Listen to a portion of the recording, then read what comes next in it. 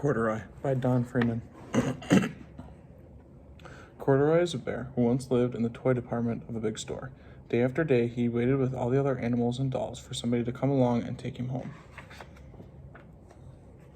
The store was always filled with shoppers buying all sorts of things, but no one ever seemed to want a small bear in green overalls.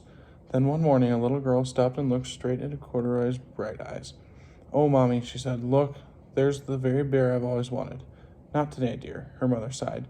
"I spent too much already. Besides, he doesn't look new. He's lost the button to one of his shoulder straps." Corduroy watched them sadly as they walked away. I didn't even know I'd lost a button," he said to himself. "Tonight I'll go and see if I can find it." Late that evening, when all the shoppers had gone and the doors were shut and locked, Corduroy climbed carefully down from his shelf and began searching everywhere on the floor for his lost button.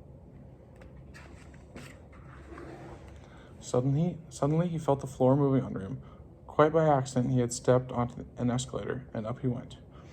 Could this be a mountain, he wondered? I think I've always wanted to climb a mountain. He stepped off the escalator as it reached the next floor, and there, before his eyes, was the most amazing sight. Tables and chairs and lamps and sofas and rows of beds. "This must be a palace," Corduroy gasped. "I guess I've always wanted to live in a palace."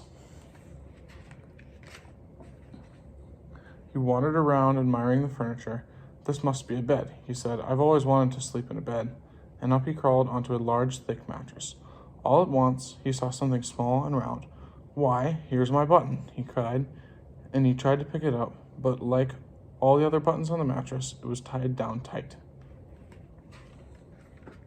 He yanked and pulled with both paws until pop! Off came the button, and off the mattress Corduroy toppled, bang into a tall floor lamp. Over it fell with a crash.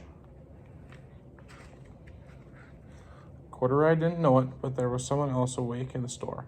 The night watchman was doing his rounds on the floor above. When he heard the crash, he came dashing down the escalator. "Now, who in the world did that?" he exclaimed. "Somebody must be hiding around here." He flashed his light under and over sofas and beds until he came to the biggest bed of all, and there he saw two fuzzy brown ears sticking up from under the cover.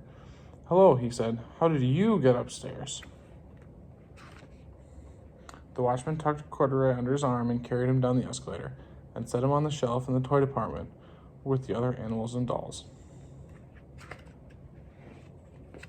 Corduroy was just waking up when the first customers came into the store in the morning, and there, looking at him with a wide, warm smile, was the same little girl he'd seen only the day before. "I'm Lisa," she said, "and you're going to be my very own bear. Last night I counted what I've saved in my piggy bank, and my mother said I could bring you home." "Shall I put him in a box for you?" the saleslady asked. "Oh, no, thank you," Lisa answered, and she carried Corduroy home in her arms. And she ran all the way up 4 flights of stairs into her family's apartment and straight to her own room. Corduroy blinked. There was a chair and a chest of drawers, and alongside a girl-sized bed stood a little bed, just the right size for him.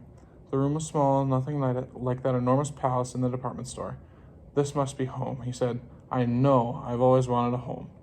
Lisa sat down with Corduroy on her lap and began to sew a button on his overalls. "I like you the way you are," she said, "but you'll be more comfortable with your shoulder strap fastened." "You must be a friend," said Corduroy. "I've always wanted a friend."